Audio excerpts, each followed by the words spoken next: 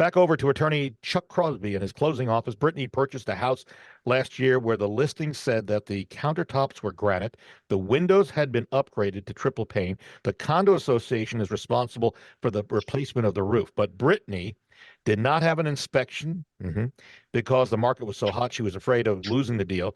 So now she's finding out that the countertops were not granite, the windows were only double pane. Condo association says she's responsible for her portion of the roof if and when it needs to be replaced. So is there anything she can do at this point, Chuck? 6 months after purchasing the condo and moving 6 months, into yeah, it? that's not too far down the road. Statute of limitations haven't passed. Okay. I mean, saying that it's granite when it's not, what's the comparable difference?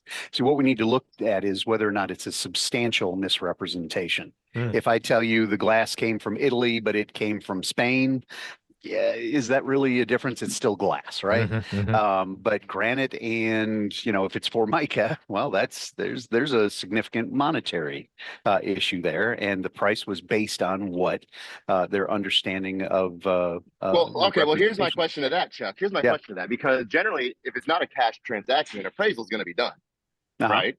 Yeah. So even if, let's say, the agent misrepresented the listing. And this would be a case study, maybe to the answer, but if the buyer walks through and I would hope the buyer would be able to tell the difference between Formica and granite, right? I mean, you would hope the buyer's agent. But there are differences between granite. There's, the high granite, and then there's the low composite. There's a variety of prices. But going back to your point of like damages and those things, even if there is there any competency on the buyer for not catching that? Even if there wasn't an inspection, the buyer walked through the house, maybe they did a final walkthrough and they signed off. And be what a reasonable person would do. You walk through, you look at it. I'm not going to be able to tell the difference between granite and the composite. I just can't do it. And I've looked at them. So I can't tell the difference. And I think I would be considered a fairly sophisticated purchaser. The thing is, do you ever really, as a realtor or as a seller, want to go into something where you admit, yeah, I misrepresented that, but hey, no harm, no foul?